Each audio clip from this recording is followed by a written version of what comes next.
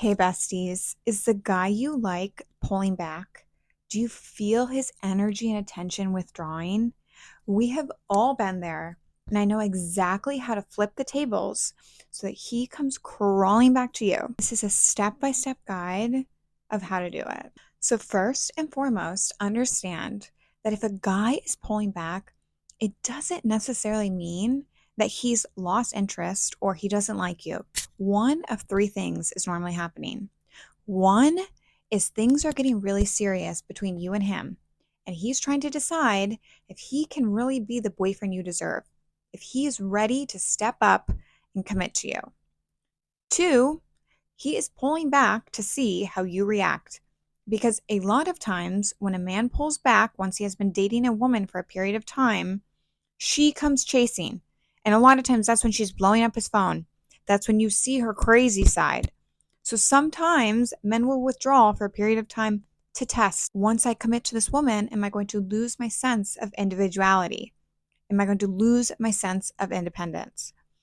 Three, he's losing interest. Maybe he met somebody else, or maybe things are fizzling out between you and him. That's the thing you have to remember as a woman. The same way that you want security, you want consistency, you want a man who's reliable. Men, they want intrigue. They want a woman who's unpredictable. None of them will ever say that, but that's what works with them. So let's dig into how to switch the dynamic so that he comes chasing you now. So step number one, you need to remember that distance in a relationship is sometimes healthy.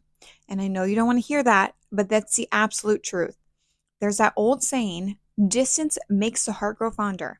If you and this guy are on top of each other 24/7, it can feel suffocating. When he pulls back, you have to mirror the behavior. So step number one is to remember, it doesn't mean it's over. It doesn't mean he doesn't like you. It literally is a healthy part of a relationship. And if you allow the distance, if you allow the separation, can make his attraction for you increase. But it will only amplify his desire for you if you follow step two. Step two is to do what you don't want to do, and that's resist blowing up his phone, reaching out to him, asking him what's wrong, nagging him, all the instincts that you have. And I understand it. I've been there.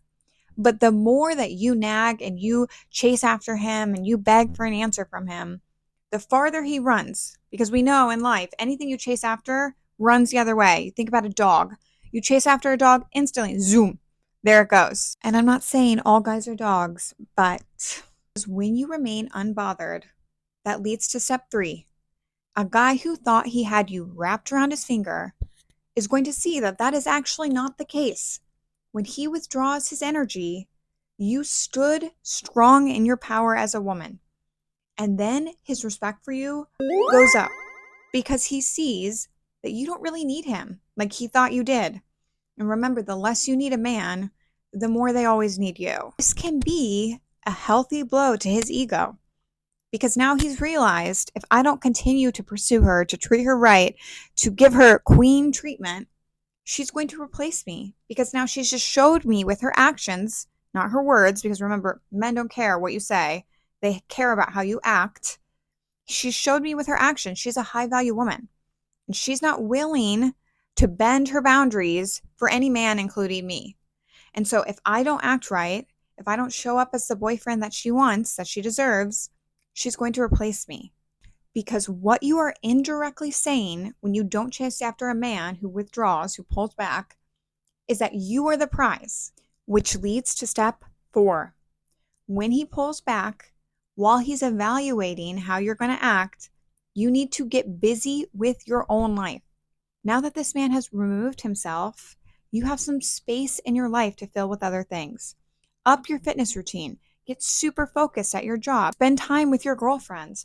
Do things that fill your cup outside this man because that is magnetic energy. The happier you are, the more you're filling your own cup, the more you attract other people. Step five is to imagine best case scenario instead of worst case scenario. It's really easy when situations like this arise to imagine, oh my gosh, is he talking to other women? Oh my gosh, are we never getting back together? But the thing is, the more that you feed the worst case scenario, the farther you push the best case scenario. Where your attention goes, energy flows. So you're just feeding that scenario that you don't want. And here's the thing, imagining you and him breaking up or all these horrible things, you imagining it is just making you miserable in the moment. It's not going to make it hurt less if it actually comes to fruition. You're just ruining your present moment. But by imagining best case scenario, then you're going to show up in that assumption. All right, maybe he's pulling back his energy and really considering if he can be the man I deserve. All right, maybe he's reevaluating where I fit in his life and it's going to turn out for the better. All these wonderful best case scenarios. I want you guys to feed that future. It's really easy to project your past experiences onto your current relationship.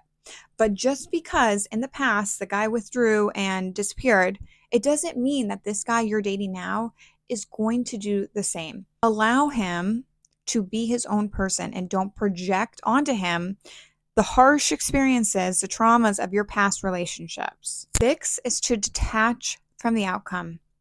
Here's the thing, you guys, and this is a hard pill to swallow. You wanting a man to love you who doesn't love you is not because you love him so much. It's not because he's so great. It's because you do not love yourself enough.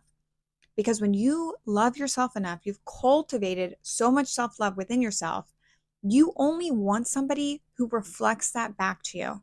Detaching from the outcome does not mean you do not care about this man or that you don't want it to work out. It means you're not attached to ending up with him. Because why would you want somebody who doesn't choose you? All of us as human beings are worthy of being chosen. And if this man can't see your value, if he can't step up and be the boyfriend you deserve, then he's unworthy of your energy, time, space, body. You have to stop seeing a correlation between how a man acts and your self worth.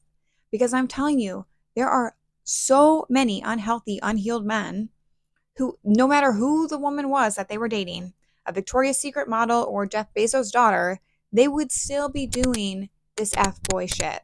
Because hurt people, and loved people love people. So if the outcome of the situation is that you and this guy don't end up together, it's not that you lost anything because you don't lose a loser guy. You gain peace in your life when they make a swift exit. And if it's not him, then it's somebody better. And he has just done you a favor by leaving the scene because he's made space for an even more incredible guy to come in who's going to commit to you and be the boyfriend that you deserve. You cannot beg a man into submission. That is like the biggest thing I would drive home to you guys. You want him to be somebody that he's not. And if he's not willing to step up and commit to you, if he pulls back and he stays gone, then let him go. You didn't want him. Why would you want a guy who's not treating you right? All of you deserve better than that. But the irony in this is that when you truly surrender and you detach from the outcome, that's almost always when men come back around. Because now you're not clinging to a certain outcome. You're not saying, I need you so bad. My self-worth is on the line. My validation is on the line. You're seeking it from within and you're saying, I don't need you because I know I'm that bitch, whether you're in my life or not, whether I've blessed you with my energy or not. And that's when they all step in line and they're like, wow, this girl's different. I can't lose her. And if you don't believe me, take, for example, Hailey Bieber. I heard an interview that she did where her and Justin were dating and he wasn't committing and he wasn't stepping up.